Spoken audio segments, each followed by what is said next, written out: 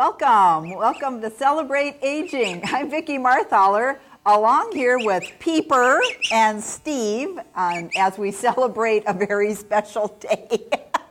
I love this. I love having little animals on here. Peeper's going peep, peep, peep.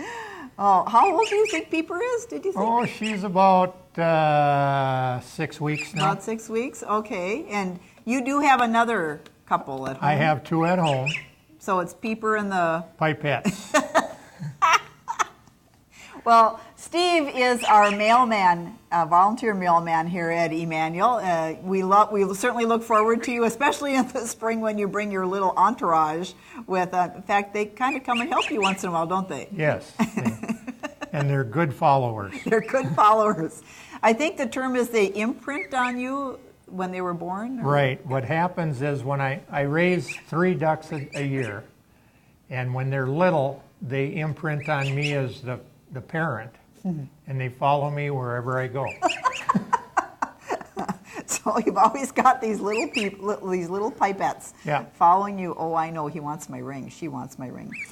Well, we're talking with Steve today, Steve Score, because once a year, the state of Minnesota has an organization called Aging Services. And once a year, they get together in Minneapolis, and they have a convention. And people who are in the business of caring for older adults, whether it be in nursing homes or assisted livings, or if they have an interest, they come for continuing education, for workshops, for all that kind of stuff. And at that time, we can, as a member of Aging Services, we can nominate statewide outstanding people in our field, and one of the areas is outstanding volunteers. So we wrote an application for you, Steve, because we think you're pretty outstanding. You're a good volunteer, and you do not only deliver mail, but other things we're going to talk about. And Aging Services of Minnesota agreed with us that you are an outstanding volunteer. And so there was an award given. You happened to be in sunny Texas at the time, so we have waited now to give you this award and to celebrate who you are, and thank you for being a volunteer here at Emmanuel. Okay. And the state of Minnesota agrees with us. So that's what this award is, and this is just one example of how Steve is a volunteer here, delivering the mail. You like to deliver mail, don't you? It's I get to visit with all the residents and find out who's doing good and who's doing bad, and I can help and assist the nurses by, Yes, by doing, Steve is also a carver. Now, you kind of just took this up in your retirement, haven't you? Well, I did it before that, but now you've got time. Yeah, now I have the time. This is one of the wonderful things that he does carve. It's a hand that holds a cross, and like you say, when you deliver mail, you find out when Peeper's going to check it out too. You find out if people are just having some challenges with their health and they're not feeling well and need a uplifting conversation, a word, or a little thing like this.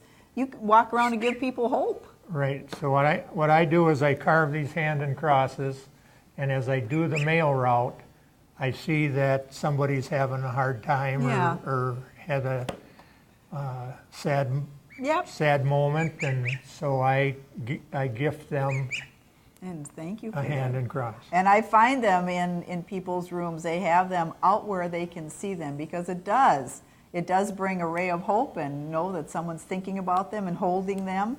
In fact, I'll just tell the story about Ellie. Okay. Because Ellie was one of our residents, and she was dying, and her family was gathered, and Steve came in and realized, of course, that Ellie wasn't long for this world, preparing herself for the next. And he also knew that Ellie was one of those people that was a woman of faith and appreciated you in the days before. And so he brought this to her, and she held it, even though she was kind of non-responsive. She was able to put this in her hand, and that's what she held until the moment she passed from this world till the next. And so the family took a picture of that at that time and put it on her funeral bulletin. But that's just an example of what you meant to that family. It gave them hope and strength as they were facing this time. Well, and that one thing about that moment, I was making so many hand and crosses, I decided that I would start doing something else with my wood carving. And when Ellie was holding that, when she passed, I said, I can't stop doing this. No, you can't. You can't. So I carve almost every day. It's a ministry. It's a beautiful ministry, and it does. It gives people hope and strength. Sometimes we don't think that something so simple is that important, but it really is. Mm-hmm. It really is. You know, another thing I want to lift up, Steve, because this is going to happen. What you do here, and the time you spend with different residents and staff, and just sharing about your life and about where you find yourself, it does get to be kind of inspiring. I don't know if you realize that, but you're kind of an inspiring kind of guy. And it goes all the way back. Remember when Matthew, your oldest son, was so sick with cancer? Mm-hmm. And the community kind of rallied around because your family had an idea of a dance, right, to raise. Yeah, my son Matt was 6 years old when he was diagnosed with cancer, and one of the things Matt wanted was to have a dance or a party. Yes. So what we did was we turned it into a dance to remember. Yes.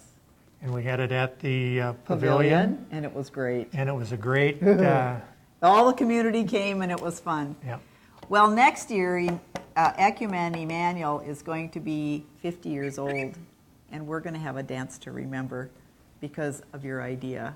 Because now with your diagnosis of early onset Alzheimer's, you said that's what you would like to do, to raise awareness of Alzheimer's and also to raise funds for research.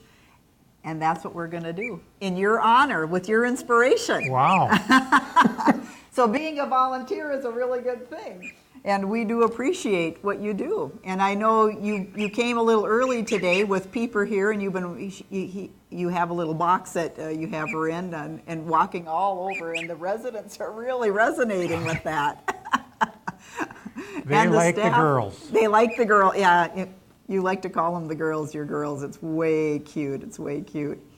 So would you suggest to other people, if they want to volunteer, if they have any ideas, to come this way to Emmanuel? Absolutely. It's a wonderful place to volunteer, and you get so much more than what you give. That's true. That's true. And if you have any ideas, maybe you've got a puppy or a kitten, we certainly love to have pets here. What do the residents say when they see Peeper? And they want to hold them.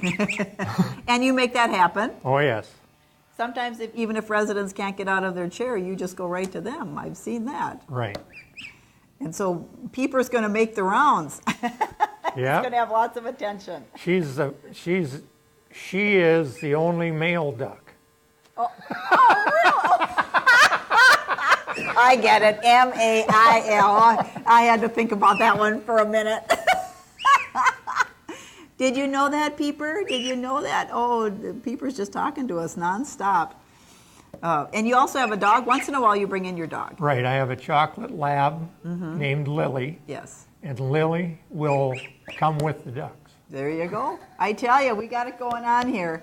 So if you're ever interested in volunteering at Emmanuel, you come. Barb Schiller is our volunteer coordinator, and she'd be happy to visit with you about your talents and gifts and ideas.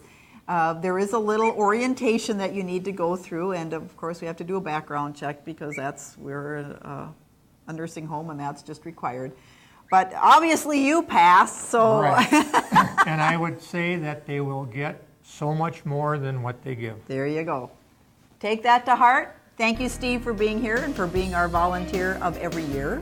Thank you, Peeper, for coming and being such a good little guest. And have yourself a great day.